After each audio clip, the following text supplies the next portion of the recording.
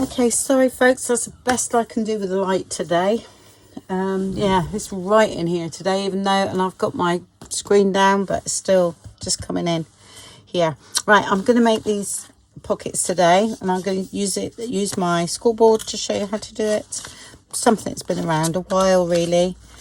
But that's the sort of shape. I always make a template, because when I come to do them again, I forget the score lines and everything. So I'm better, rather than writing it in a book, I'm better doing an actual template. And they go in my template bag, or my template pouch, which I've got loads, which could do with sorting into categories. Yeah, but never mind. There's envelopes, there's all sorts in there. And I've also cut this for the tag, which is here. That's the tag, so I've got one of those as well. So I would keep all this together, because I've got quite a few of these. So I would just clip them together all like that. Anyway, the size, sorry, carrying on there, putting it all away. The size is 7 in height with 9.5. So if you've got a pattern that you want, you know, facing you, at the moment I've picked a plain piece so you'll see the score lines. But say if you want it up like that, so it's 9 across that way, so it's visually looks right, yeah, and then 7 there. Okay, so that's the size for that one. And then the tag size to fit in the pocket is 6 1/4 by 4 1/4. Right, so I cut a 12 by 12 down, and then there's a bit on the end that I make the tag out of, which is there. That's not it. Oh, there it is. Perfect it. I'm gonna say I thought I was going mad then. Yeah, so that's what I do. I cut a load of these down, load of those pages, and then do quite a few. Yeah, so I keep my template handy for if I think, oh, what's the score lines? Yeah, something like that. And I do use my scoreboard for this. It's come out of retirement. To do so much for the scoreboard, and the same as the envelope punch as well, because there's loads of things you can do on the envelope punch, isn't there? Right, okay, so we start on the short side. Make sure I'm in frame. There we go. Okay, and I know it's 2.5. I could write it on here actually, but I'm a visual person. I just sort of go like that. So it's 2.5 and 7. But I will check, because I'm sure that's right. Yeah. 7. And then on the long side, because this is our flap, okay, I go in 1/2 inch. Okay. I will go in a bit more, just so it's a nice line for you. You know, if you're using paper and, you know, like Tim Holtz scrapbooking paper, don't press too hard on that. I will do that so that you can actually see the score line. Okay, I might go through, but I'm not worried about this bit. Okay, so that's that. Look, so we've just done the flap, okay, and here, so now I will check where I need to score here. What I've done, I sort of done it so I scored here so that I could tell. Yeah, when you've done a few you'll remember, and it's 4 3/4. Yeah, so remember that, it's 4 3/4, which is here. Okay, what I do, I lightly just run along the groove there.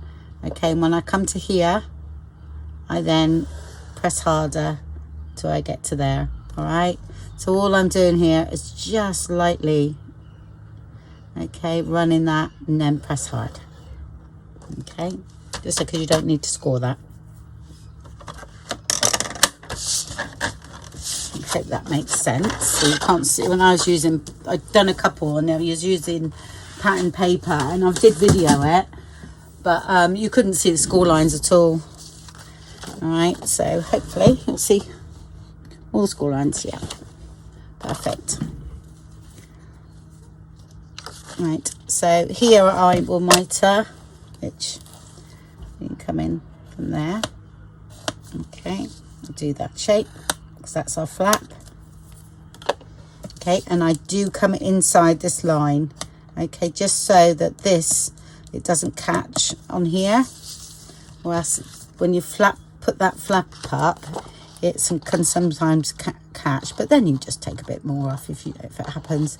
So I come above that line there, all right, and you can actually sort of slightly come up a bit, so it's, slight shape. Don't have to be straight, this bit, yeah, and the same here. So I'll come way in that score line, yeah, go to there, and then off there, yeah, and then here I'll just come down there. I cut the middle part out with a knife, so because I do like that straight. Sometimes there's a little bit of overhang on this bit as well, but you just cut it off. It's okay. Yeah, then I get a ruler and cut that off, only because I do like that, and I actually can't see the score line. But I think it's about there. Okay.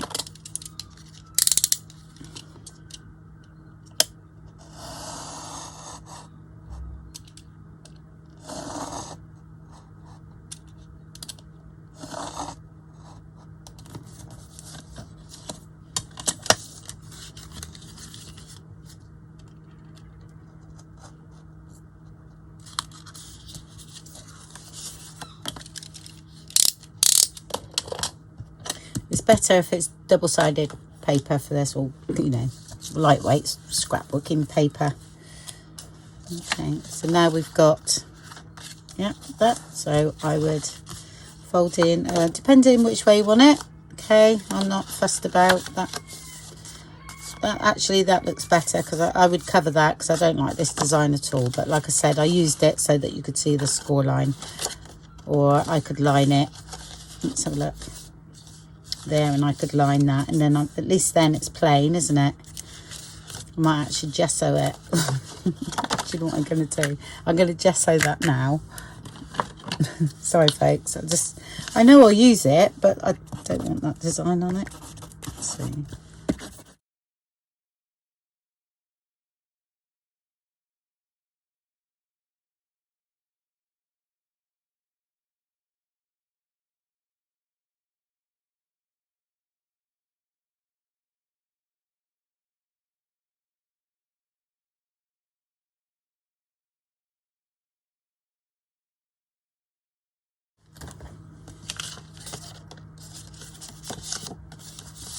Okay, let's tone that down for me. So then I'll glue.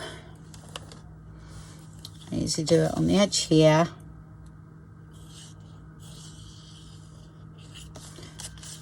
And on the edge here.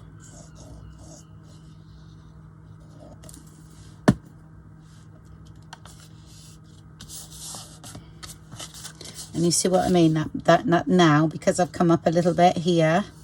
Yeah, that's totally missed that score line. All right, if it's on that score line, you do need to cut a bit more off, or else that doesn't fold properly. I mean, if you wanted a deeper pocket, you could put this inside and put that on the top. But I actually like it like that. That's fine. Okay, I round the edges. I don't have to do this, but oh. All right. I won't be rounding the edges of that, will I?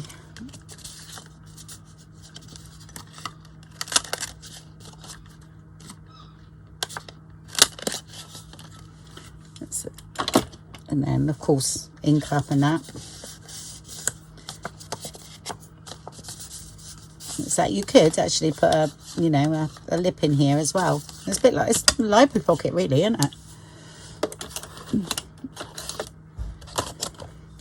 But it's sort of like a jumbo one. And then here's the, because I've already done the card, yeah, but if you haven't done the template, then you use your,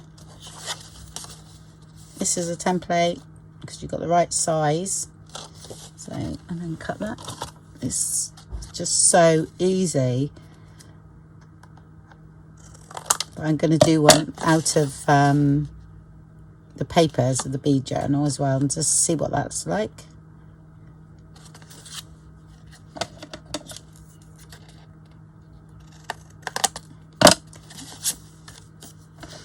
Right, I'll keep that all together. I think I've done something like this before, ages ago. Right, okay, and it goes in there. And that's it, and then you decorate away. Okay, so I quite like that actually. So if you've got the plain where you can have either or, you know, on there, but actually that doesn't look too bad. I would use that. Okay, now I haven't done me, so these I would do all together. Wait a minute, let's see which way I want it. I think I'll go there for that tag, and it doesn't really matter for there. So, and this will be all my other ones.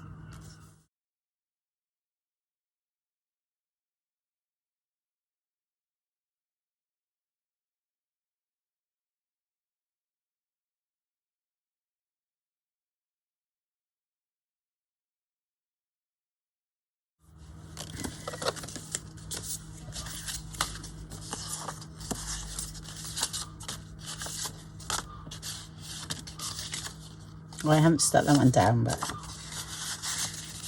they all sit in there, and that's lovely.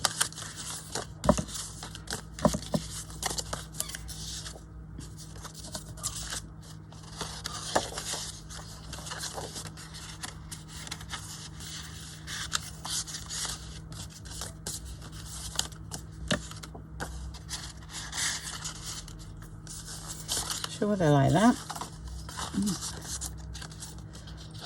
Oh,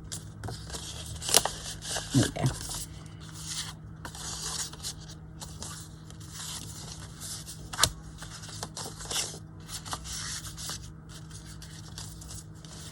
Is that? That's not right, is it? I can't see that. So I'd have to cover, well, it's very thin anyway. I would cover that. You can't see that one at all. All right, but that's how we do it. And that's that. So you could do loads of them. Nice for a little gift as well. For Happy Mail and stuff. You know, if you do some up, and gosh, someone would be happy with that. Go in their journals.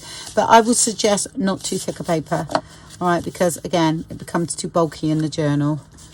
It's far better if it's done out with paper and then the, you know, back the tag. So, and that's what I do. Because honestly, I like to put so much in my journals that I just got to be careful when I make things like this. I hope you enjoyed that. I did. It was fun.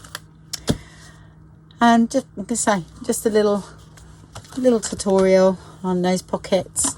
I think that I will have a feeling they're library pockets, but I can't actually remember. I'm not sure what they would call them because they look like it, but they're jumbo ones. So, okay. Well, thank you very much for watching then, and I will speak to you all very soon. Bye.